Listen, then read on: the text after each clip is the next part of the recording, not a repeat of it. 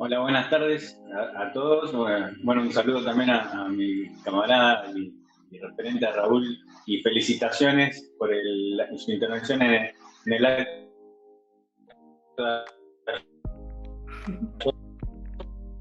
La verdad, un orgullo. Hoy se lo dije por privado y aprovecho. Sí, muchísimas gracias de verdad por el saludo y sí, para nosotros ha sido un gran orgullo y un gran placer poder participar de precisamente este acto. Quería hacer una introducción después de presentarles a todas las personas que nos acompañan por medio de laizquierdadiario.cr. Quería presentarles también la actividad que tuvimos el día de ayer, efectivamente, ¿no? Hoy 2 de mayo, estamos todavía en el marco de la gran conmemoración del Día Internacional de la Clase Trabajadora, un día histórico, ¿no? Que plantea la necesidad de poner sobre la mesa las luchas y reivindicaciones de la clase trabajadora en todo el mundo. El día de ayer, efectivamente, de forma simultánea en 14 países y traducido en 6 idiomas, se realizó el acto internacionalista de la fracción trotskista, Cuarta Internacional, del cual pudimos formar parte desde Organización Socialista y desde La Izquierda Diario. Este acto tuvo intervenciones de trabajadores y trabajadoras de estos 14 países con un mensaje muy claro, ¿no? Primero, que las fronteras nacionales no van a impedir la unidad de nuestras reivindicaciones y de nuestras peleas por construir un mundo libre de explotación y de opresión en el camino de la reconstrucción de una organización internacional del asilo revolucionario, ¿no? Que bueno, con eso queremos también unificar lazos con personas, con compañeros y compañeras de varios lugares del mundo que también se sumaron a la transmisión.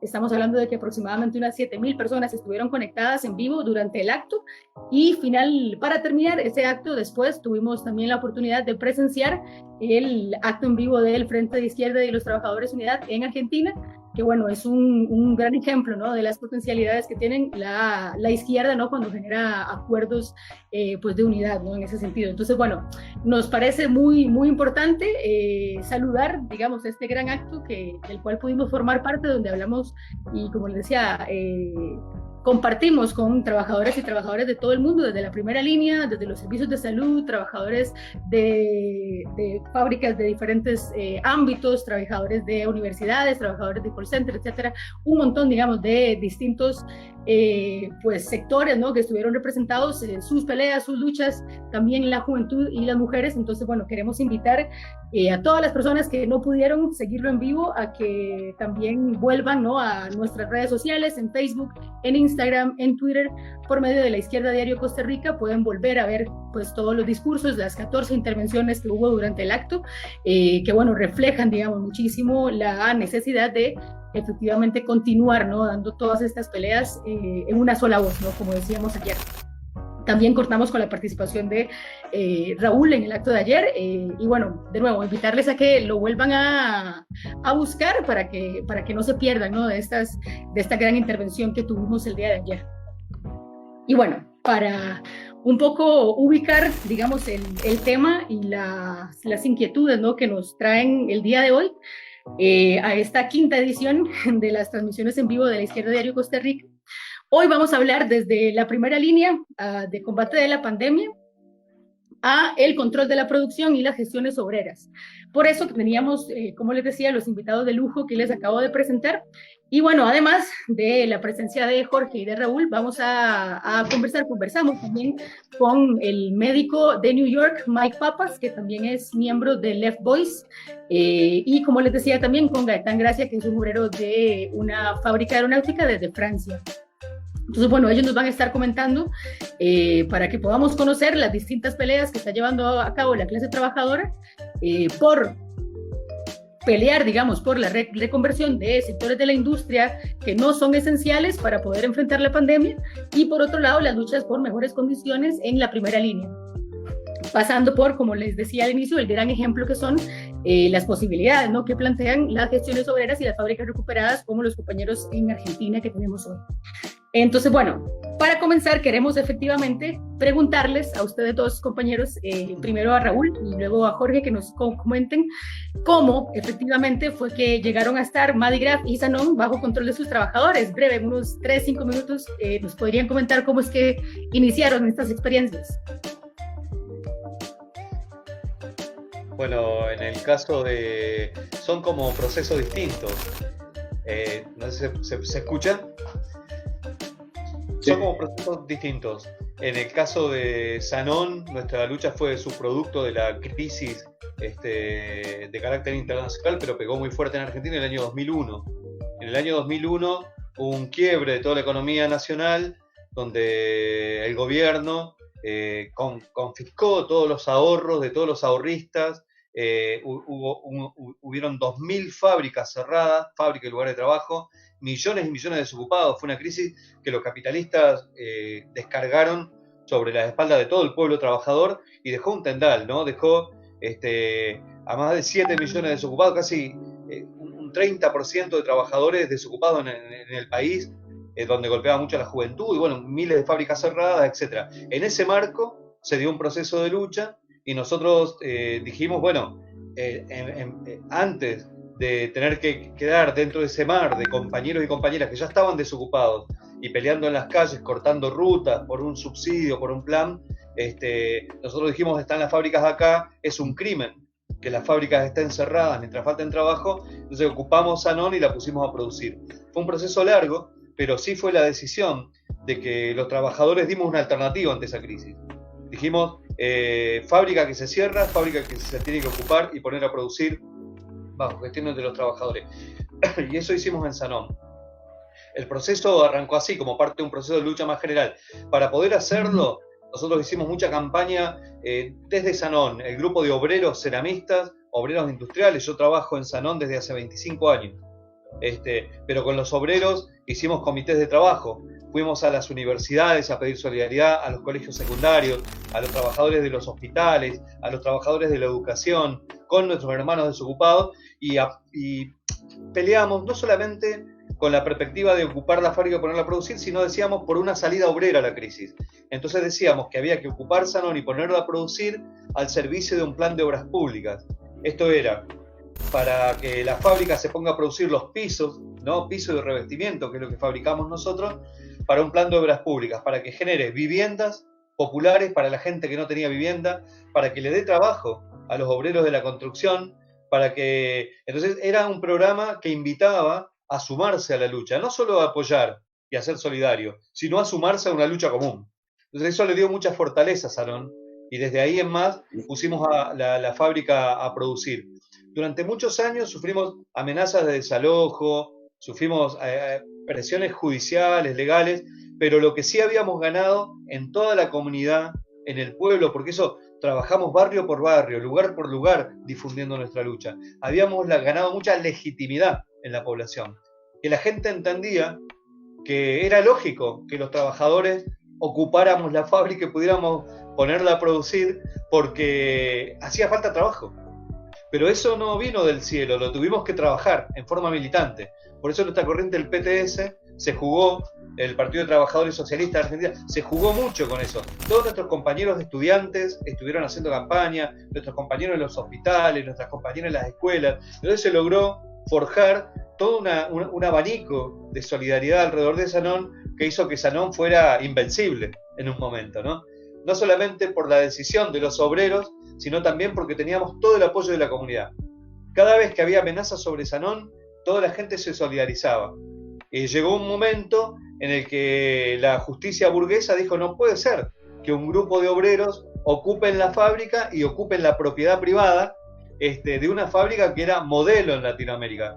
Sanón era la fábrica más moderna de toda Latinoamérica. Entonces era un escándalo que un grupo de obreros, entonces en Neuquén decían, era un grupo de obreros comunistas que quieren tomar el poder en esa fábrica. Entonces empezaron toda una campaña para derrotarnos. Sin embargo, todo el trabajo militante, con la juventud, con los estudiantes, con nuestros hermanos desocupados, con los trabajadores de otros sectores, hizo que la solidaridad fuera más fuerte. En un momento la justicia ordenó un desalojo, estaba todo preparado para desalojarnos en el año 2003, y dieron la orden a la policía para que organice todo el desalojo de la fábrica. Sin embargo, nosotros dijimos, vamos a resistir. Y convocamos desde la fábrica a la resistencia, a la defensa y entonces hicimos una consigna que decía, Sanón es del pueblo. Sanón es del pueblo. y se había armado una comisión de mujeres con nuestras compañeras, madres, esposas, hijas, y esa comisión de mujeres jugó un rol fundamental también, para ir a los medios, para dirigirse a la comunidad, en las escuelas, en todos lados. Entonces se hizo una fortaleza alrededor de Sanón y ese día no pudieron desalojar, no pudieron, desde ahí en más ya no pudieron hacerlo más. Ahora, de ahí en adelante, también el gobierno siempre intentó quebrarnos, tratando de ahogarnos financieramente, no nos daban créditos para poder producir, nos ahogaban Entonces, desde ahí en adelante es una lucha hasta el día de hoy de resistencia, de por qué es una fábrica que ha sido rebelde frente al capitalismo, ¿no? Que ha sido disruptiva, que no se ha casado con ningún gobierno, que ha sido independiente de la patronal, de la burocracia y de los gobiernos. Pero sí demostramos hasta el día de hoy que es posible hacerlo. Y frente a la pandemia, nuevamente vuelve a mostrarse que no solamente que es posible, sino que es necesario que los trabajadores tomemos el destino en nuestras propias manos y mostrarle a millones de trabajadores que existe, que es verdad, que no es una utopía, que se puede hacer. Sanón está vivo. Sanón, las obreras textiles en Neuquén, están nuestros compañeros de Madigraf que surgieron después. Entonces, esto es una realidad en Argentina y es realidad en un montón de lugares del mundo. Y nosotros no lo aprendimos, no nació con nosotros.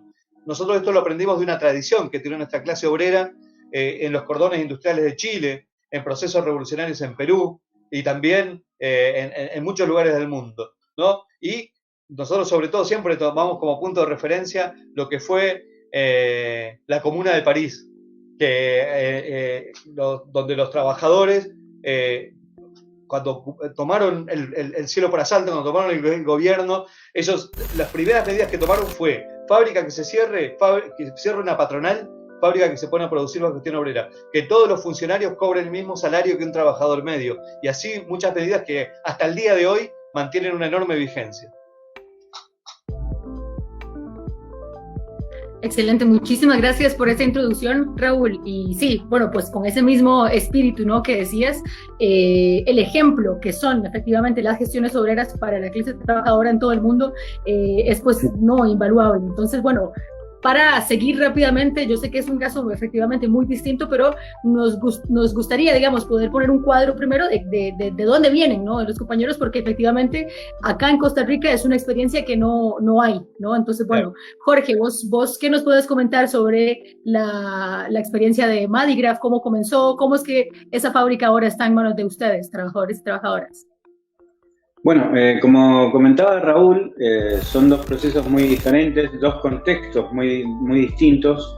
En el caso de nosotros, al ser también una gráfica que ya tenía tradición de lucha, que incluso venía de una lucha muy importante del año 97, que termina en una derrota donde hubo que batallar mucho contra el escepticismo y el miedo que había quedado después de aquella lucha que terminó en un desalojo. Luego de esa derrota, digamos, primó el miedo, el conservadurismo, el individualismo, el sálvese quien pueda, y fue un trabajo muy de a poco que se fue haciendo en la fábrica para volver a tener una organización independiente. Fue así donde primero fue un compañero, fue Eduardo, después se fueron sumando otros compañeros más, fueron primero dos, después tres, después cuatro compañeros que fueron dando una pelea muy difícil uno a uno, convenciéndonos a los que venían incluso de aquella toma en el 97 y a los más nuevos como yo, que habían entrado en el 2004 y que no conocíamos lo que era una asamblea. Había asambleas que organizaba el sindicato, pero para informar que había despidos, no había un órgano democrático en el cual los trabajadores podían debatir y tomar decisiones. Esa fue la primera pelea que dieron estos compañeros, que tampoco es que sale de la nada, fue justamente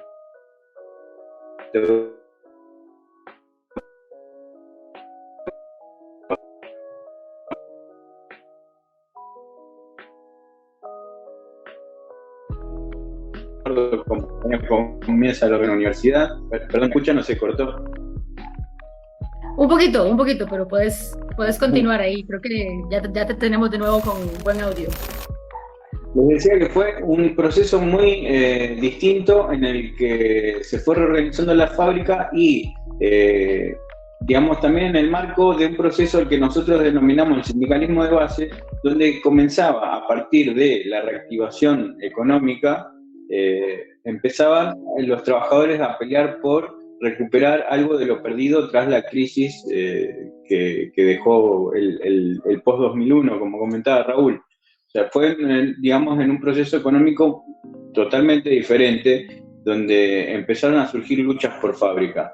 Y un emblema de ese proceso fue justamente Donnelley, ahora Maygraf, no solamente por las peleas sindicales, sino también porque también, además, hubo importantes luchas ideológicas y también siempre intentando forjar la unidad de las filas obreras. Por eso Donnelley se caracterizaba por estar en todos los conflictos. Incluso en 2013 nosotros paramos la fábrica en solidaridad con los petroleros que en la ciudad de Las Heras, a 2.400 kilómetros de nuestra fábrica, estaban siendo condenados injustamente.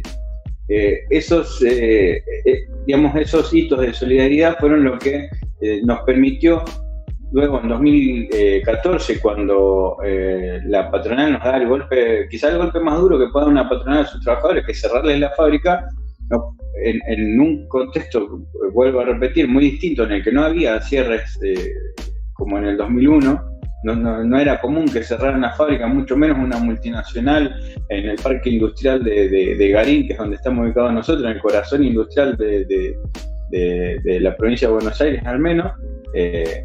Se da el cierre y nosotros pudimos, gracias a que contamos con la experiencia de los compañeros de Sanón, animarnos a lo que fue la toma y la puesta a producir. Y también gracias a la solidaridad que fuimos tejiendo en los años previos con la organización, fue que contamos con la ayuda de muchos trabajadores, estudiantes. Por ejemplo, estuvimos varios meses sin cobrar, pidiendo el fondo de lucha o fondo de huelga. Recibimos ayuda técnica de profesionales y de estudiantes para poder levantar las máquinas que la patronal nos había saboteado antes de irse. También en aquel momento empezamos una campaña, también fue discutida conscientemente en la asamblea, que no podíamos quedarnos únicamente y tomar la fábrica, poner a producir y olvidarnos del resto, de toda la gente que nos apoyó para poder poner en pie la fábrica nuevamente. Entonces empezamos una campaña, en aquel momento lanzamos la impresión de cuadernos, porque dijimos que esta fábrica la queremos poner también al servicio de la sociedad. Desde nuestro lugar, desde nuestro rubro, dijimos podemos aportar directamente a la educación. Bueno, ahora después más adelante contaremos cómo pudimos también reconvertir una parte, pero fue, digamos, desde el comienzo que dijimos vamos a pelear por la expropiación, por la estatización, bajo control de los trabajadores, para poner esta fábrica que durante años sirvió para que empresarios, primero nacionales y luego extranjeros, se llenaran los bolsillos, poder ponerla al servicio de quienes más lo necesitan. Fue también, digamos, en aquel momento fue casi un anuncio de lo que se vendría. Nosotros, al ser una gráfica, también es una industria muy golpeada, no solamente por el avance de la tecnología digital, sino también porque se empezaba a ver en aquel 2014 los primeros indicios de recesión. Entonces, lo que nosotros sufrimos con el cierre de la fábrica fue la antesala de lo que o quizá no mucho tiempo después empezaba a mostrar, ya con un nuevo gobierno también, con el gobierno de Macri en Argentina, que fue un ajuste cada vez más brutal que estaban descargando sobre las espaldas de los trabajadores. Y lamentablemente en los últimos tiempos también se empezó a ver nuevamente los cierres de fábricas, donde ahora también nosotros podemos ser una referencia. De hecho, muchos compañeros que se encontraban en la misma situación con la fábrica cerrada se han acercado a nosotros para organizarse, así como nosotros en aquel momento contamos también con la experiencia de Sanón. Bueno, esto creo que es un aporte que, más allá de que estamos peleando por nuestro puesto de trabajo, creemos que tenemos también la responsabilidad de que nuestra organización no quede puertas para adentro. Por eso también como militante de un partido revolucionario nosotros peleamos por la organización de las filas obreras.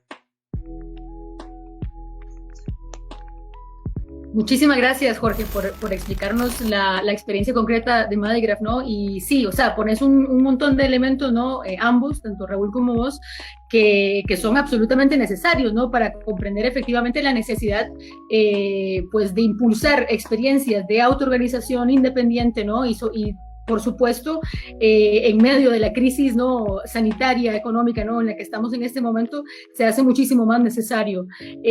Hace unos días, ¿no?, un poco preparando para esta transmisión, había una entrevista que le hacían a Raúl hace poco donde él decía que efectivamente la experiencia de Sanón demuestra, ¿no?, y también en este momento ha quedado muy claro que en los momentos de crisis es cuando se descara más que la sociedad está dividida en clases, ¿no? Los momentos de crisis ponen mucho más en evidencia la necesidad de que la clase trabajadora tenga salidas propias, y por supuesto, digamos, esto que ustedes comentaban de las redes, ¿no?, y de la solidaridad de clase, que es una herramienta tan poderosa, ¿no?, tan profunda, que hace que, por ejemplo, alrededor de experiencias como Sanón, como Madigraf, estén no solamente sus propios trabajadores y trabajadoras, sino estudiantes, movimiento de mujeres, etcétera, ¿no? O sea, la relevancia, por así decirlo, ¿no?, la pertinencia, y lo veíamos ayer también durante el acto del 1 de mayo, la crisis pone en evidencia que el programa de las y los socialistas es necesario, ¿no? Y en ese sentido también es necesario la construcción de organizaciones revolucionarias como el PTS, desde donde nos acompañan los compañeros el día de hoy, ¿no? Y entonces, bueno, eso, muchísimas gracias por la introducción, ¿no?, a estas experiencias en concreto. El día de hoy queremos explorar no solamente el rol, ¿no?, y la importancia de las experiencias de las gestiones obreras, sino también, efectivamente, como ustedes, como mencionaban bien nuestros invitados, los vínculos, ¿no?, y los lazos políticos, ¿no?, y de clase que realmente son la clave, ¿no?, para enfrentar esta sociedad en la que los capitalistas solo piensan en sus ganancias, etcétera, ¿no?, y los gobiernos están en función de eso. Entonces, para pasar, digamos, un poco también a abordar, ahora sí, el intercambio que queremos hacer el día de hoy, que afortunadamente no tuvimos el lujo, ¿no?, de poder invitar a compañeros a compañeros de distintos lugares del mundo. Me gustaría que también podamos presentarle a toda la gente que nos acompaña, que por cierto han estado acompañando y comentando personas de distintos países también, saludando la experiencia de Sanón y de Madigraf. Entonces, bueno, recordarles también a las personas que están en este momento con nosotros y nosotras que nos pueden poner sus inquietudes, dudas, que pueden compartir y difundir esta transmisión también en sus redes sociales para que podamos hacer este esfuerzo cada vez más grande, ¿no? Con ese pequeño anuncio, ¿no?, para quienes nos siguen, vamos a pasar efectivamente a lo que nos comentaba Mike Papas, un médico también socialista, revolucionario, miembro de Left Voice, de la Red de la Izquierda Diario, en New York. Él nos comenta sobre las luchas que tienen las y los trabajadores de la salud en la primera línea de combate frente a la pandemia, que bueno, luchan por mejores condiciones para ellos poder salvar vidas y no arriesgar la propia en el camino. Entonces, bueno, Mike nos va a comentar un poco para toda la gente que nos está acompañando, ¿no? Escuchemos lo que nos tiene que decir. Hola, mi nombre es Mike. Soy un doctor en la ciudad de Nueva York. Soy parte del equipo de trabajo que atiende en primera línea la pandemia de COVID-19 en la ciudad de Nueva York. Es bueno poder estar aquí hablando con todos y con todas. Para responder la primera pregunta, hemos organizado a los trabajadores de primera línea que a través de un comité de trabajadores democrático. Lo hicimos porque como trabajadores sabemos que se necesita en el lugar de trabajo y no necesitamos que los CEOs que se esconden en sus mansiones de lujo dirijan o nos digan lo que tenemos que hacer. Nosotros sabemos lo que necesitamos y deberíamos dirigir los lugares de trabajo respecto de nuestras necesidades. En la escala más inmediata, escogemos equipos de protección individual para todos los trabajadores. Todos los trabajadores deben tener la posibilidad de protegerse a sí mismos Debe haber test para todo el mundo, no solamente para nosotros, para trabajadores en general. Esas dos demandas se pueden lograr usando la Defense Protection Act. Demandamos el pago del salario para todos los enfermos. Los Estados Unidos es el único país industrializado que no garantiza esto a sus trabajadores. En una escala más grande, nuestras demandas son: exigimos que se suspendan todas las deudas de salud y que el Seguro Social Universal sea garantizado, nacionalizado por sus trabajadores. Además, lo mismo para empresas farmacéuticas y de ese tipo. Exigimos la suspensión de pagos para los trabajadores en general, de hipotecas, de alquiler. Todas las personas que están obligadas a ir a trabajar, a esas personas se les debe suspender todas las deudas médicas, así como de las deudas por estudio. Además, una de nuestras demandas es la eliminación de las casas abarrotadas y de la gente viviendo en la calle para evitar el contagio. En New York, donde trabajamos, hay muchos apartamentos vacíos que los millonarios sostienen como una propiedad que van a dejar a sus hijos en el futuro.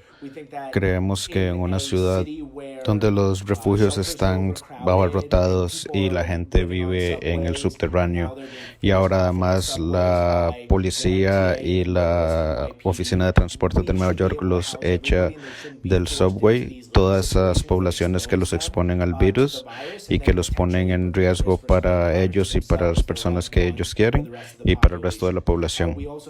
En ese mismo sentido, se debe liberar a todas las personas que están esperando juicio, a los políticos, a los presos políticos, a los detenidos por ICE y también a los presos no violentos.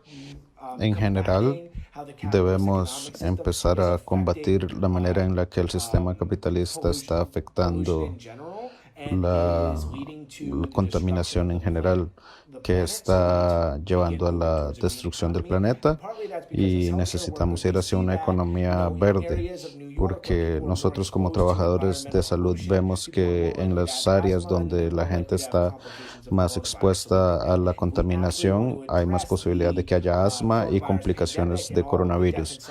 Por ello, si queremos atender la pandemia de COVID-19, necesitamos confrontar la manera en la que el sistema capitalista está destruyendo nuestro planeta.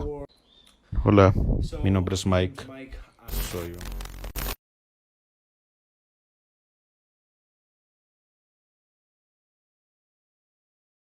Mike Papas desde New York. Queremos, agradecerle, ¿no?, al compañero. Como les decía, él es también miembro de Left Voice, de la Red Internacional de la Izquierda Diario, y en este momento, mientras transmitimos, está trabajando desde la primera línea con sus compañeros y compañeras que se organizaban en el sentido en el que nos explicaba en el video, ¿no?, para garantizar mejores condiciones de trabajo y etcétera. Entonces, después de tener, digamos, una idea, una noción de las peleas que llevan adelante desde la primera línea, también tuvimos oportunidad de conversar con Gaetán Gracia, que él es un obrero de una aeronáutica en Francia, y él y sus compañeros desde el inicio de la pandemia, de la crisis, ¿no?, de la pandemia del coronavirus, estuvieron organizándose también para exigir y lograr reorientar la producción en su fábrica, en el sentido de también combatir a la pandemia en función, ¿no?, de los intereses de la gran mayoría, sino de las ganancias de los empresarios. Entonces, también tenemos la dicha de poder contar con la explicación que él nos manda desde allá, el saludo desde Francia y la explicación de lo que ellos realizaron. Entonces, también vamos a escucharles para que luego podamos un poco intercambiar más con los compañeros que nos acompañan en vivo desde Argentina. Compañeros y compañeras, siento no poder estar con ustedes ahora, pero les mando un video corto para contarles no la situación en Francia, que sería muy largo, pero al menos el ejemplo de lucha que hicimos en la industria aeronáutica en la que trabajo. Como quizás saben, primero conseguimos hacer cerrar nuestras fábricas porque considerábamos que la producción era no era esencial de hacer aviones para venderlas a compañías que de todas formas tienen sus aviones al suelo. Y segundo, Airbus y el gobierno hicieron todo lo posible para reabrir, utilizando millones de máscaras en vez de darles al personal de salud, por ejemplo, es lo que exigimos primero. Frente a eso, pensamos que no podíamos limitarnos a una posición únicamente defensiva, es decir, de defendernos contra la reapertura de las fábricas, sino pasar a la ofensiva también y con nuestras propias proposiciones o reivindicaciones. Es decir, frente a la patronal y al gobierno que plantean sus propias propuestas a la crisis, que sea la crisis sanitaria o económica, tenemos que plantear las nuestras y nuestro mundo de después, como dicen. Y entonces con esa lógica avanzamos mucho la lógica de control obrero, es decir, que consideramos que los obreros ellos mismos tienen que controlar las medidas sanitarias, es decir, con un comité de control, digamos, que sea compuesto de los delegados sindicales, pero también de cada obrero que quiere mirar esas medidas, en un comité que tenga todo el derecho a ver las medidas y a decidir. Reivindicamos también que abren sus cuentas, porque ahora hay todo un discurso en la patronal de nuestro sector aeronáutico que dice que hay dificultades económicas y entonces hay que despedir a gente. Entonces nosotros decimos, bueno, muestran sus cuentas y las cuentas de todo el sector aeronáutico, a ver si no podemos atacar las ganancias en vez de los puestos de trabajo, y rechazamos los despidos y la supresión de empleos.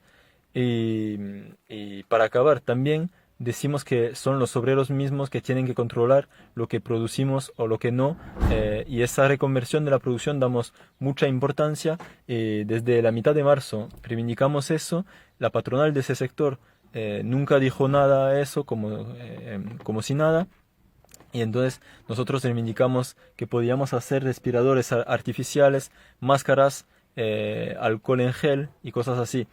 La patronal no dijo nada sobre eso, y ahora empezamos a ver algo que es muy hipócrita, que es que, por ejemplo, en mi fábrica el patrón ha comprado una máquina para hacer máscaras, pero no para participar al esfuerzo o para dar al personal de salud, perdón, como nosotros reivindicábamos, sino que para atacar a un mercado que es rentable, porque ahora en Francia se habla de vender máscaras a 5 euros, entre 5 y 10 euros cada uno, lo cual es muy caro.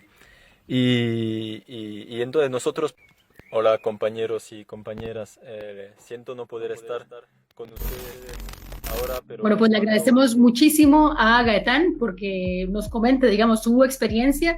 Entonces, bueno, efectivamente, ¿no? El cuadro que queremos pintar acá en esta edición posterior al 1 de mayo es, bueno, efectivamente, cómo la clase trabajadora tomando los asuntos en sus manos, ya sea desde la primera línea, como en sectores de la producción no esenciales, como, bueno, hay salidas políticas, ¿no? Y organizativas para efectivamente dar la pelea, como decía Gaetán, por nuestro futuro, un futuro nuestro posterior a la pandemia, ¿no? Y también obviamente durante la crisis sanitaria que estamos llevando, ¿no? Entonces, bueno, después de conocer estos dos ejemplos de estos compañeros, también nos ocupa, ¿no? Preguntarles, tanto a Jorge como a Raúl, específicamente desde las gestiones de Madigraf y Sanon, ¿cuáles han sido estas medidas, estas pues decisiones que han tomado, ya que desde la gestión de la fábrica, tomando las decisiones sin patrones que tengan que prioricen, ¿no?, las ganancias, pues las posibilidades, como decíamos al inicio, son muy grandes, ¿no? Entonces queríamos que nos comentaran, por ejemplo, sabemos que la fábrica recuperada Madigraf ha decidido reorientar la producción, como nos decía brevemente al inicio Jorge, para producir alcohol y otros insumos sanitarios. Entonces, Jorge, ¿qué más nos puedes comentar sobre esta decisión que ustedes han tomado?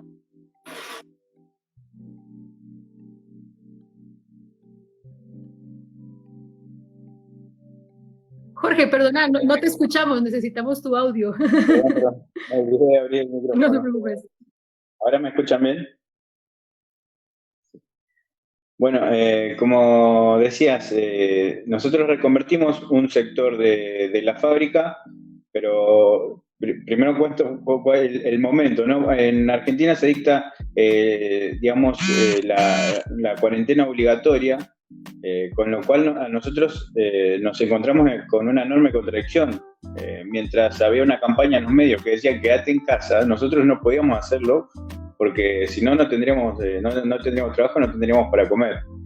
Y además se sumaba a todo el miedo que era cada vez más, digamos, que se iba incrementando al ver en los medios cómo se seguía propagando este virus. Apenas unos días antes digamos, se lo había catalogado como pandemia.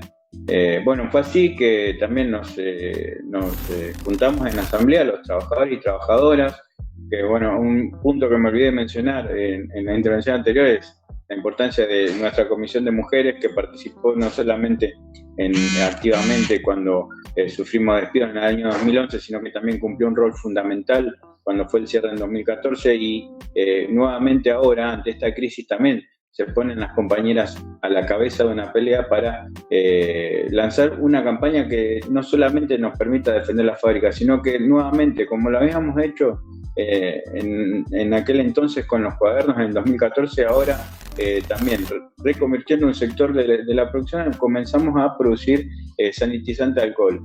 Nuevamente no lo hicimos solos, también fue con la colaboración de profesionales de la Comisión Nacional de Energía Atómica, compañeros nuestros que están colaborando, y estudiantes del Centro de Ciencia y Técnica de la Universidad de San Martín. Además también estamos produciendo barbijos y mascarillas faciales con la colaboración de una red enorme de colaboradores, valga la redundancia, que están no solamente confeccionando los barbijos, sino también imprimiendo las viseras, a las cuales nosotros le agregamos un plástico, un acetato, que también es un insumo que nosotros utilizábamos para la gráfica y que hoy le encontramos otra utilidad, que es la de darle la terminación necesaria a estos elementos que después los donamos en los hospitales más cercanos a la fábrica en un comienzo, y después, bueno, estamos también yendo ahora a hospitales muy importantes de la ciudad de Buenos Aires, de la capital de nuestro país, donde los profesionales, no solamente los médicos, los enfermeros, también el personal de limpieza de estos centros de salud nos transmiten con mucha preocupación que lamentablemente no cuentan con todos los insumos necesarios. No es casual, lamentablemente, también que el personal de salud es, digamos, uno de los sectores más afectados, o el sector más afectado ante esta crisis sanitaria.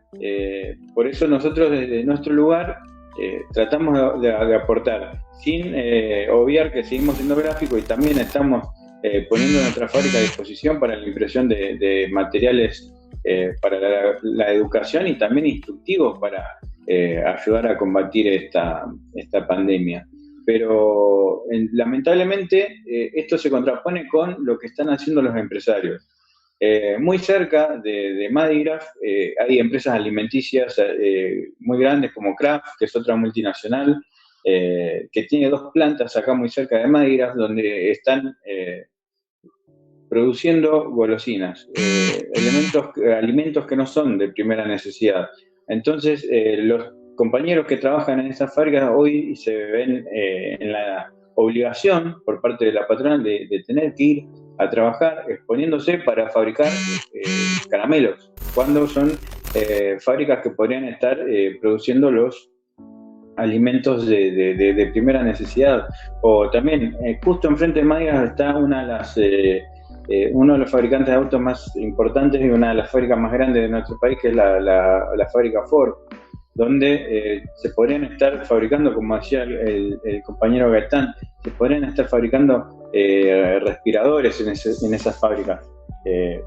Sin ir más lejos, también una fábrica que hoy en la Argentina está siendo muy mencionada en los medios de comunicación es Techin, también de una fábrica que viene de su dueño, Pablo Roca, que es el hombre más rico de la Argentina, viene a despedir 1.400 trabajadores y ahora está recibiendo subsidios por parte del Estado. Cuando su fábrica sigue produciendo cañerías para las empresas petroleras, cuando podrían estar fabricando con total facilidad camas para hospitales. Hace poco también se desató un conflicto en una fábrica también muy cerca de Madigraf, que es Bedtime, una fábrica de colchones, donde podrían estar fabricando justamente los colchones para todos los hospitales, los centros de salud que lo necesitan. Bueno, nosotros las gestiones obreras, con los recursos con los que contamos, estamos tratando de mostrar la diferencia, ¿no? Cómo los trabajadores, cuando tomamos la producción en nuestras manos, podemos poner nuestras fábricas al servicio de quienes más necesitan, en contraste con los empresarios, que al único que apuntan es a incrementar sus ganancias. Lo que contaba el compañero Gaetán, ¿no? De cómo ahora quieren fabricar mascarillas, pero para aprovecharse de la necesidad de la sociedad, de la comunidad. Es lamentable, pero esta crisis, que no solamente es sanitaria, sino que también social y económica, pone al desnudo esto. No es nada nuevo la falta de inversión en la salud pública. Lo que sí, esta crisis sanitaria lo que hace es mostrarlo más crudamente. Mientras los con de muertos, donde calculan que si no son muchos, ellos quedarán, digamos, bien parados. Nosotros somos los que de abajo sufrimos las peores consecuencias de la crisis económica y social, y a la vez también somos quienes organizados podemos dar una salida de fondo. Muchísimas gracias, Jorge, por comentarnos las acciones concretas de Madigraf. Y pues sí, efectivamente, en ese mismo espíritu que decías, ¿no? Nos gustaría entonces preguntarle a Raúl, porque efectivamente desde hace pues 18 años, ¿no? La fábrica de Sanón, Fasimpat, ha sido referente internacional, y efectivamente el ser una fábrica recuperada, como hablábamos también un poco al inicio, le permite pues generar lazos solidarios, ¿no? Y extenderlos con otros sectores de la misma clase trabajadora, en fin, ¿no? Entonces, bueno, frente a la pandemia, que como bien decía Jorge, lo que hace es poner en evidencia las luchas, ¿no? La necesidad de las luchas que venimos llevando adelante desde hace tiempo. ¿Cuáles han sido esas acciones específicas, concretas? ¿Qué más nos puedes contar del papel que ha tenido Sanón frente a la pandemia, Raúl? Sí, muy bien. Nosotros lo primero que hicimos fue, antes que se declarara la cuarentena, tenemos compañeros médicos que vienen acompañándonos en el proceso de las gestiones obreras desde el inicio. Tuvimos charlas con él y él nos recomendó que todos los compañeros mayores de 60 años y los compañeros que tuvieran enfermedades respiratorias, ponerlos en resguardo. Entonces nosotros, eso fue lo primero que hicimos en cada una de las fábricas, aún antes de que se declarara la cuarentena. Entonces la primera medida fue esa. Y en segundo lugar, nos pusimos en contacto con la Universidad Nacional del Comahue. Nosotros tenemos un convenio marco entre las gestiones obreras y la universidad, un convenio que ha surgido al calor de las luchas de estos años, ¿no? Tiene muchos años este convenio, en el que hay un ida y vuelta, ¿no? De colaboración con la universidad y la universidad en colaboración con las gestiones obreras. Entonces, con ellos lo que logramos fue poner a disposición nuestra fábrica. Nosotros tenemos, Sanón es una fábrica inmensa, y está ubicada geográficamente en un lugar estratégico en Neuquén, en la Patagonia Argentina, porque está al lado de la autovía, que son todas las rutas que conducen a toda la Patagonia y conectan a toda la provincia. Entonces estamos en un lugar privilegiado. Entonces dijimos, bueno, se pueden usar los galpones para depósito. Tenemos talleres de electricidad, talleres de electrónica, talleres de soldadura, talleres de matricería. Tenemos mano de obra dentro de la fábrica, compañeros y compañeras con una capacidad de producción enorme para la fabricación de respiradores artificiales, para fabricar alcohol en gel. Tenemos laboratorios. Entonces nosotros necesitamos el aval de la Universidad Nacional del Comahue para poder hacerlo. En el caso de los compañeros de Madigraf, consiguieron a través de la Comisión Nacional de Energía, de Energía en Buenos Aires, pero acá en Neuquén se nos dificultó hasta el día de hoy conseguir la habilitación para poder hacer esto en buenos términos, digamos. Y sobre todo hay otro elemento, que es que hay mucha acaparación de los insumos. Acá hay un empresario histórico que viene de la dictadura militar, que es un terrateniente que está en el norte de la Argentina, en Jujuy, que se llama Blaquier. Él tiene los ingenio Ledesma, es un ingenio azucarero gigantesco, y ahí tienen una producción de alcohol de millones de litros, y están acaparando todo ese alcohol y no lo venden, especulando a que aumente el precio. Entonces lo van vendiendo. Entonces, ¿eso qué hace?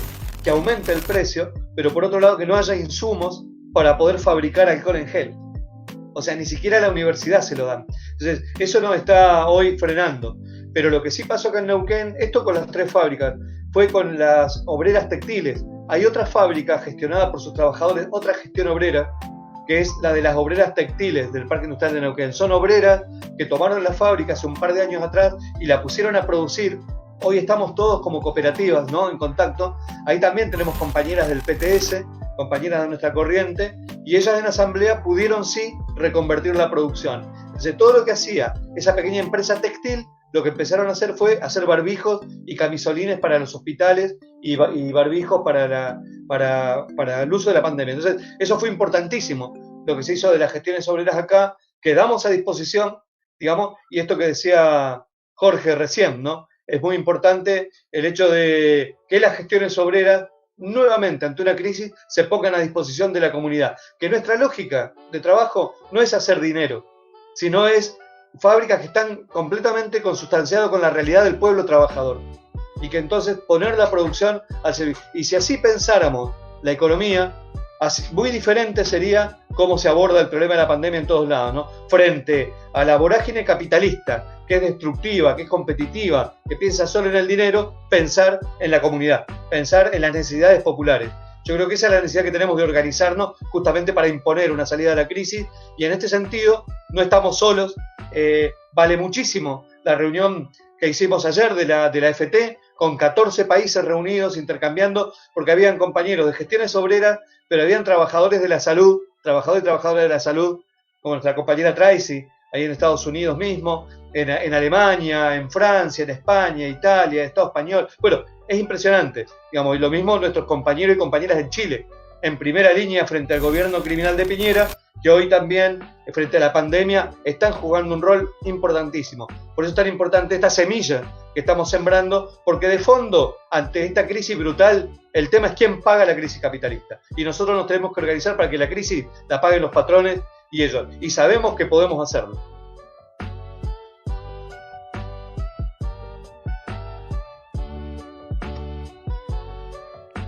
Efectivamente, Raúl, ese cierre que haces me parece que es lo más claro, ¿no?, respecto de las tareas que tenemos como revolucionarias y revolucionarios.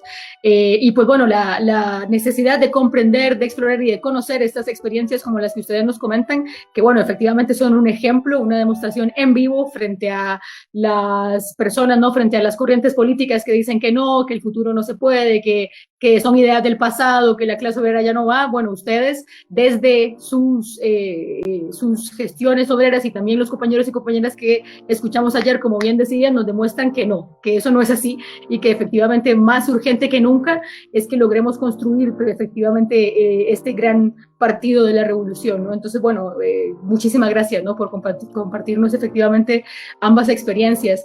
Yo quería, digamos, quedarme con la idea esta. Vamos a pasar a ver un pequeño clip que tenemos preparado desde la Izquierda Diaria Costa Rica, para que se sigan sumando quienes nos escuchan, quienes nos siguen, y luego vamos a seguir conversando. Efectivamente, no quiero que perdamos la idea, ¿no?, de lo que decía Raúl, las posibilidades, ¿no?, de otro tipo de ramas productivas, ¿no?, y de actividades humanas que bajo control de los trabajadores son potencialmente una herramienta para las grandes mayorías, ¿no? Entonces, bueno, vamos a pasar a ver eso rápido y volvemos en un poquito. Somos parte de una red internacional en 8 idiomas, con periodismo militante en 14 países y 30 ciudades. Ahora en Costa Rica, trayéndote lo que los medios tradicionales no quieren mostrar. Seguinos en redes sociales, envíanos denuncias y unite a la Izquierda Diario Costa Rica.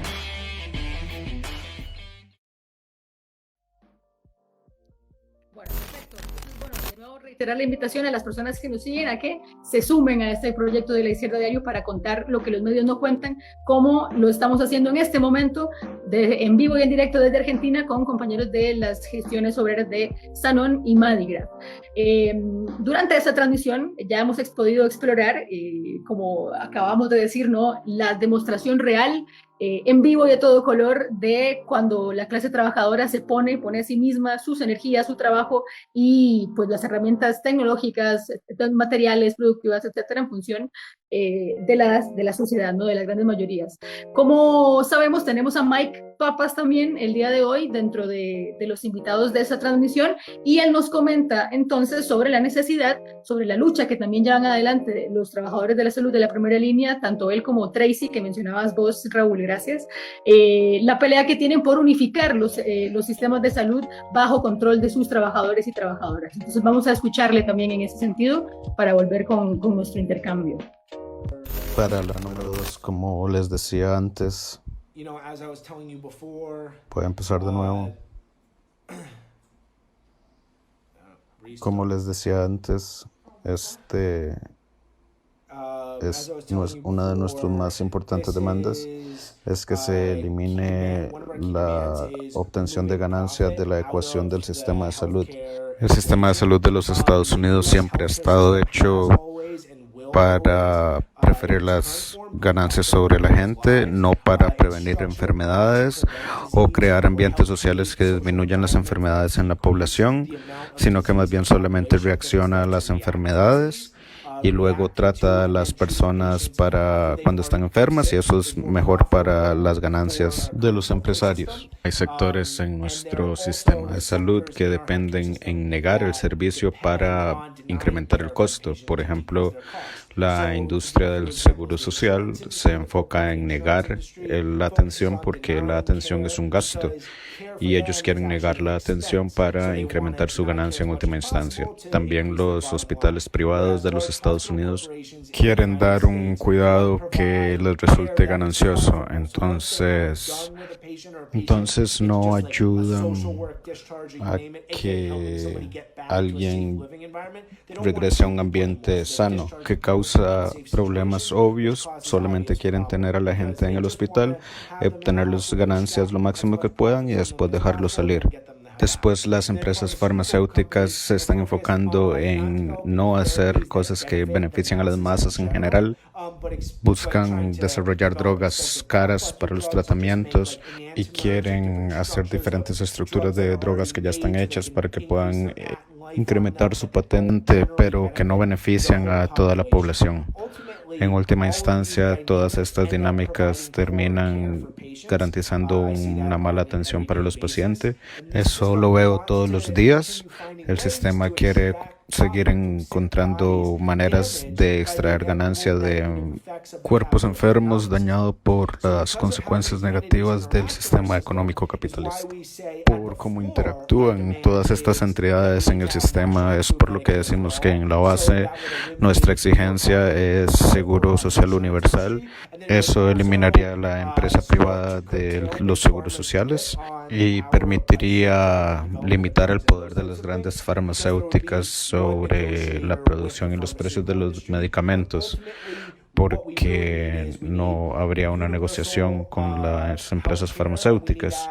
En última instancia, necesitamos seguro social universal y lo necesitamos nacionalizado bajo el control de los trabajadores. Estos lugares de trabajo en general necesitan estar dirigidos hacia la prevención de las condiciones sociales y económicas que crean la enfermedad en primer lugar. Pero para que el sistema funcione, debemos estar seguros de que si tenemos seguro social universal, no debe estar dirigido por Trump o por Cuomo, a quienes no les importa la salud de la gente. Ellos son solo títeres del capitalismo. Eso solo movería las cosas de un modelo privado capitalista al que no le importa el individuo ni la sociedad y la salud, a un modelo del capitalismo estatal en el cual tampoco sería importante la salud de la gente ni de la comunidad. Por eso es importante el control democrático de los trabajadores y de la comunidad del Seguro Social Universal. Los trabajadores y las comunidades que están afectadas por el sistema, ellos son los que saben qué es lo que se requiere. Para la número 2, como les decía antes. Bueno, y efectivamente, como nos comentaba Mike, la necesidad de que no solamente las ramas productivas como industriales, ¿no?, sino también los sistemas de salud estén bajo control de sus trabajadores ha quedado, digamos, en evidencia, ¿no? Ha sido desnudada mediante la crisis y, bueno, pues en ese mismo sentido, Gaetan desde Francia nos vuelve a comentar y nos habla un poco, ¿no?, de la gran diferencia que hay entre cuando se toma una decisión meramente, ¿no?, de la producción, como bien nos comentaba al anterior y reiteraban Raúl y Jorge, hay una clara barrera de clase, ¿no? Por eso la importancia y la necesidad de que sea, pues, qué sé yo, nacionalización de los sistemas de salud, reorientación de la producción, pero bajo control de sus trabajadores y trabajadoras. Entonces, sobre eso, muy brevemente nos vuelve a comentar Gaetán. Escuchémoslo. Planteamos, para concluir, planteamos que nuestra reconversión de la producción no es la misma, y nosotros no es para vender al país que puede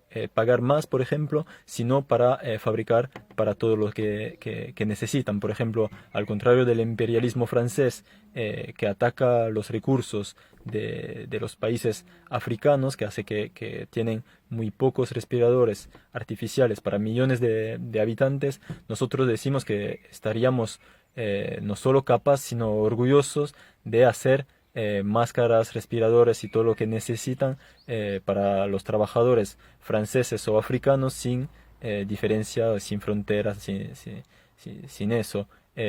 Como le he dicho en otro caso, nuestra frontera, la única frontera que tenemos es la frontera de clase y no de país, no de color ni de cualquier cosa. Nuestra frontera es la de clase, y es algo que para nosotros es muy importante, porque en un caso en el que hay muchas tensiones entre los países que aumentan, que sean guerras comerciales o tal, nosotros reivindicamos que somos contra toda forma de proteccionismo o de soberanismo, que sea dicho de izquierda o no. Bueno, compañeros, les podría contar más, pero para ser corto lo acabo ahora, y les mando un saludo internacionalista muy fuerte, y la clase obrera no tiene frontera.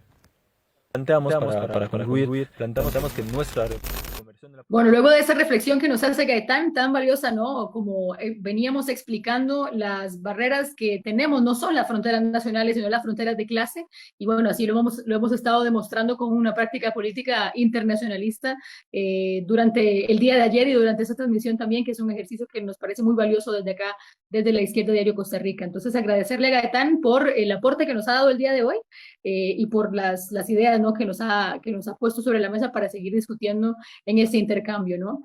En ese sentido, precisamente, teniendo ahora sí, después de que dibujásemos, ¿no?, de que dibujáramos este panorama desde New York, desde Francia, en las distintas peleas que da la clase trabajadora, no solo desde la primera línea, sino también desde sectores no esenciales, queríamos saber y queríamos que nos comenten los compañeros que tenemos en vivo desde Argentina, Jorge y Raúl, ¿cuál sería el mensaje que tienen ustedes como referentes de gestiones obreras, como ya veníamos explicando un ejemplo, ¿no?, verdaderamente para el resto de la clase trabajadora?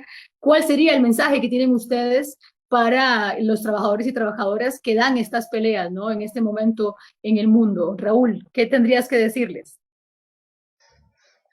Bueno, yo creo que es muy importante una idea básica, y es que el que ha venido produciendo cada una de estas catástrofes, epidemias y desastres sociales, siempre tiene un motor común, y es el capitalismo.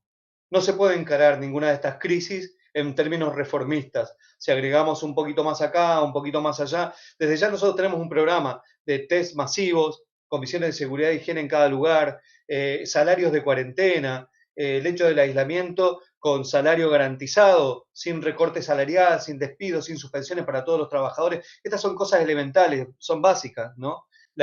Una salud unificada, que esté todo a disposición de un sistema sanitario nacionalizado bajo control de los trabajadores. Son todas herramientas en defensa propia, básicas, pero muy importantes. Ahora, lo que sí el mensaje es a que hay que terminar con el origen. de todas estas pandemias, que es el capitalismo. Es decir, y desde ese punto de vista nos tenemos que preparar, porque son ellos o nosotros.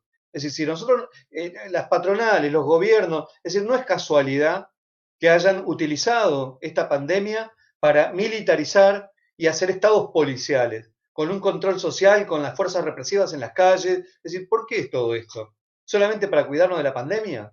No, es para el día después, es para cuando la gente se rebele, como ya está pasando, como pasó en el Líbano estos días atrás, como está pasando en muchos países, donde la población empieza a responder.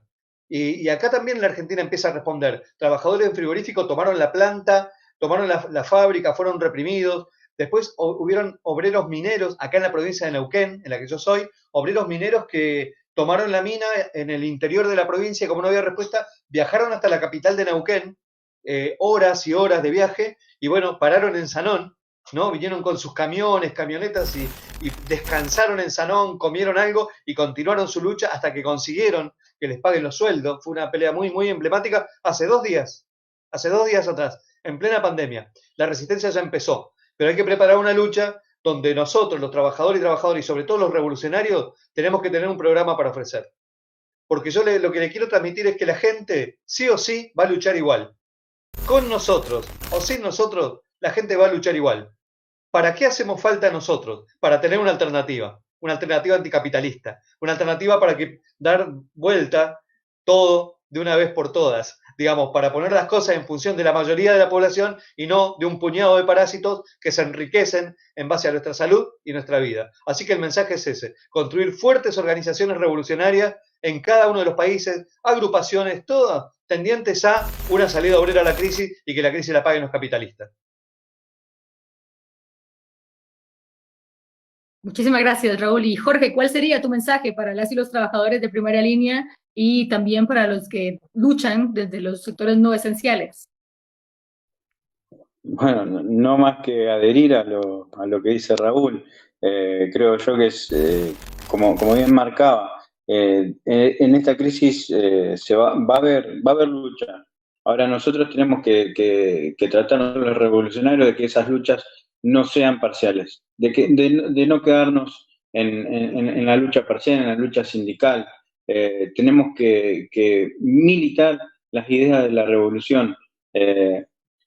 Nosotros bien sabemos, quienes estamos en las fábricas recuperadas, toda la presión que día a día tenemos que soportar, porque tampoco, esto creo yo que con Raúl coincidimos y lo hemos charlado muchas veces, a veces hay una visión romántica de la gestión obrera, de que es algo, digamos, trabajar sin patrones, como que si fuese algo ideal, y realmente uno tiene que encontrarse con muchas complicaciones.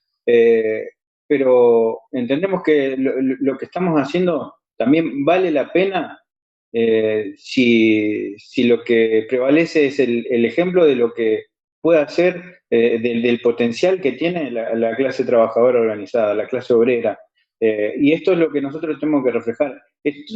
Con esto quiero decir que no tenemos que quedarnos únicamente en las demandas inmediatas, aunque sean urgentes y necesarias. Por ejemplo, los trabajadores y las trabajadoras de la salud tienen demandas que son urgentes y son muy necesarias, pero tenemos que pelear la conciencia de toda nuestra clase para golpear con un solo puño. La clase obrera es la que tiene en sus manos el poder de parar la producción y pegarle al capitalismo donde más le duele. Pero para eso también tiene que levantar un programa que sea hegemónico, que incluya a toda nuestra clase.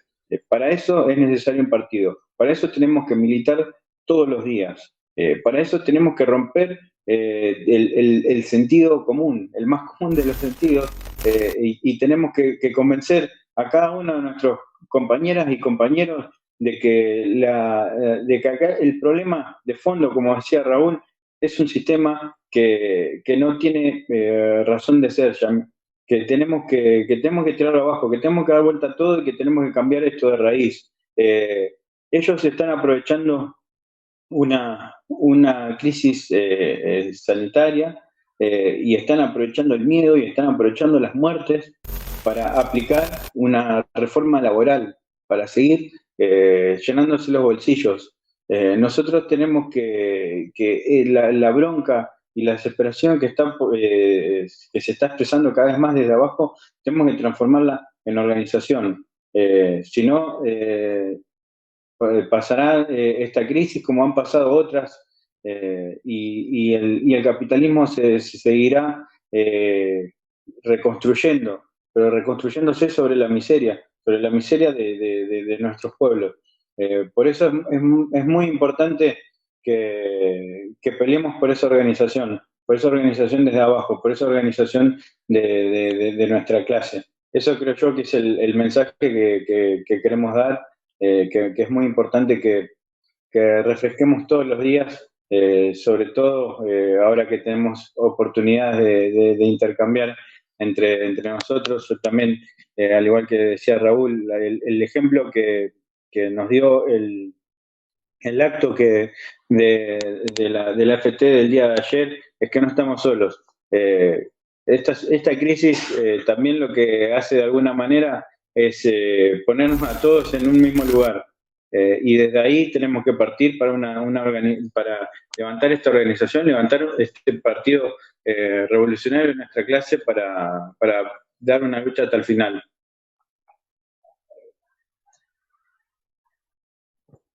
Claro, muchísimas gracias, Jorge, de verdad, con este mismo espíritu. Tenemos un mensaje que nos manda Mike para las y los trabajadores de primera línea que están peleando en todo el mundo también. Entonces vamos a escucharlo a él para luego volver a hacer un cierre, ¿no?, de este excelente intercambio que hemos tenido. Respecto de la pregunta número 3, mi mensaje a aquellos que están atendiendo la pandemia en primera línea es que estamos juntos como una clase, estamos batallando contra la pandemia, pero también como una sola clase peleamos contra los gobiernos que garantizan las ganancias de los capitalistas en vez de proteger nuestras vidas. Esperamos que nuestro ejemplo del comité pueda ser reproducida en escalas más grandes hacia un cuerpo autoorganizado de trabajadores, que sería la única posibilidad que tenemos para organizar nuestro poder y detener la codicia de los capitalistas que puede atentar contra nuestra vida. También creemos que los trabajadores de salud deben encontrarse afuera de la esfera del seguro social y deben organizarse en general con trabajadores. Lo que quiero decir es otros trabajadores que se organizan y se protegen en sus lugares de trabajo, ayuda en última instancia a proteger al público en general y evita que crezca la propagación del virus. Nuestro comité de trabajadores, por ejemplo, hoy con trabajadores de Amazon y de los transportes que luchan por mejores condiciones de salud en sus trabajos. Este es el tipo de organización que creemos que se necesita expandir y llevar a la formación de un frente único de trabajadores que enfrente la codicia capitalista. Así que el mensaje en última instancia es: organícense, peleen, estamos con ustedes, peleemos la misma pelea que ustedes en el centro del imperialismo.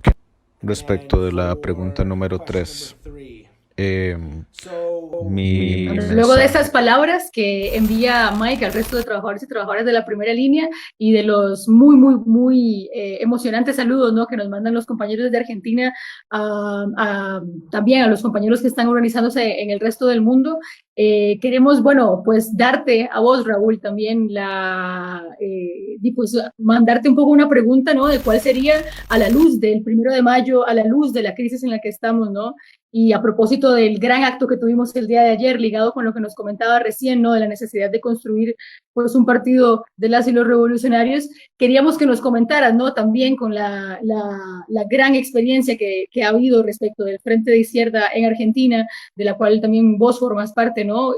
¿Cuál sería, digamos, también una forma de cerrar esta discusión que hemos tenido el día de hoy? ¿Qué nos podés comentar, digamos, al respecto?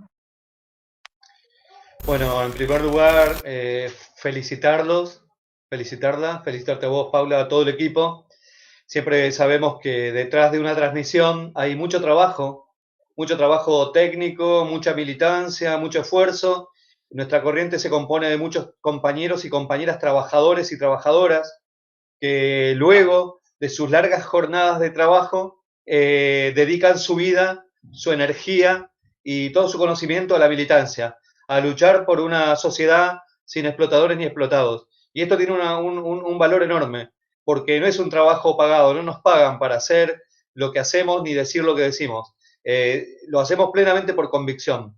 Entonces necesitamos a miles de compañeros y compañeras como ustedes, y yo también quiero saludar a nuestros hermanos y hermanas de Costa Rica, que hace poco tiempo se han sumado a esta corriente internacional de la que somos parte, a la red internacional de Izquierda Diario. Decir que es muy importante esto porque el acto de ayer fue inédito. Por primera vez se hace un acto del 1 de mayo sincronizado en más de 6 idiomas, con 14 países conectados, con miles de compañeros y compañeras que desde Estados Unidos hasta Chile, pasando por Argentina, Bolivia, Uruguay, México, Brasil, Venezuela, la misma Costa Rica, Francia, España, Italia, todos estar en un mismo punto discutiendo qué alternativa es alentador. Ahora, es un primer paso. Lo otro que está bueno es que ayer pudimos poner sobre la mesa a protagonistas de primera línea. No hablamos de la primera línea, estamos en primera línea. No hablamos de lo que hay que hacer, estamos haciendo. Es decir, lo de los comités de emergencia, los comités que se están construyendo en cada lugar de trabajo son fundamentales y lo estamos llevando adelante. Entonces, estas pequeñas experiencias son muy importantes, son muy valiosas, porque no decimos lo que hay que hacer. Estamos trabajando, ya haciéndolo. Entonces, son granitos de arena para construir esta gran organización que necesitamos para que la crisis la paguen los capitalistas. ¿Por qué? Porque no nos van a perdonar. El capitalismo se ha construido así con cosas brutales, con catástrofes bestiales que siempre han llevado a la marginalidad y no les importa. Para un capitalista y a un gobierno capitalista, nosotros no somos más que un número. Somos una cifra, un número más, un número menos. Fíjense que en Estados Unidos la mayoría de los muertos son o afros, son negros o son latinos. Y no les importa. A gobiernos como Trump no les importa. Así como no les importa tampoco en el propio país, en Argentina, donde hay un gobierno peronista que se dice progresista, que es kirchnerista, peronista, que son todo discurso popular y populista. Los bancos siguen haciendo fabulosas ganancias, Techín, todo esto que decía Jorge. Sin embargo, hay cada vez más pobres, cada vez más desocupados. Entonces, por eso, ante esta pandemia, es una crisis enorme. Y crisis también significa la oportunidad de que los trabajadores y trabajadoras nos plantemos y pongamos una salida obrera. Por eso es tan importante. El acto de ayer muestra esta intención, esta voluntad, estas ganas que tenemos de cambiar el mundo de una vez y que necesitamos hacerlo. Necesitamos hacerlo. ¿Son ellos o nosotros? No es que si uno se queda en la casa esperando a ver qué pasa, las cosas van a salir bien. No podemos dejar nuestra salud y nuestras vidas en manos de los capitalistas que no les importa la vida ni la de nosotros ni la de nuestros hijos. Por eso es que ayer cerramos el acto diciendo que queremos compartir esto de llevar en nuestras espaldas unas partículas del futuro de la humanidad. Y eso es lo que estamos construyendo. Por eso, compañeros, compañeras, agradecidísimo de este contacto y bueno, la mejor y mucha fuerza. Felicitaciones por esta transmisión. Bueno, muchísimas gracias, Raúl, de verdad, por tus palabras. Efectivamente, es la apasionante y emocionante tarea de ser parte de el ejército, ¿no?, político de la clase trabajadora para efectivamente pelear por un futuro que no esté en función de las ganancias de los capitalistas, como lo decías. Poco que agregar al cierre que haces, te agradecemos muchísimo. A vos, Jorge, te agradecemos muchísimo también el tiempo que dedicaste a acompañarnos el día de hoy. Acá desde Costa Rica vemos, como les decía anteriormente, con muy buenos ojos, obviamente, y admiramos completamente las luchas que ustedes dan cotidianamente por sostener la perspectiva de las gestiones obreras, y es un gran orgullo también para nosotros y nosotras formar parte de la Red Internacional de la Izquierda Diario y compartir esta apasionante tarea, ¿no?, como mencionabas anteriormente. Entonces, bueno, les agradecemos muchísimo el saludo, la colaboración, el apoyo, y bueno, sabemos que estaremos teniendo conversaciones como estas en el futuro, ¿no? Les agradecemos nuevamente y también a todas las personas que nos estuvieron acompañando. Saludos. Saludos para ustedes. Muchísimas gracias.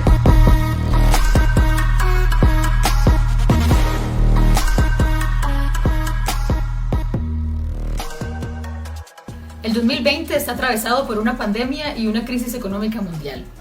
El virus es natural, pero el capitalismo es la causa de la crisis que ha azotado incluso a las ciudades más importantes del mundo. En Costa Rica, en medio de esta crisis, el gobierno de Carlos Alvarado ha hecho todo lo posible para mantener las ganancias de los empresarios y los grandes capitalistas. El trabajo informal y precario alcanza en este momento el 47% de la fuerza de trabajo y además el capital transnacional e imperialista saquea los recursos del país mediante la deuda externa y la explotación de miles en zonas francas y en agroindustria. Desde Organización Socialista, recientemente, hace pocas semanas, nos sumamos a la red internacional inaugurando la Izquierda Diario Costa Rica y luchamos porque la clase trabajadora no sea quien pague esta crisis. Saludamos con muchísimo orgullo hoy, 1 de mayo, el Día Internacional de la Clase Trabajadora, este acto internacionalista y revolucionario.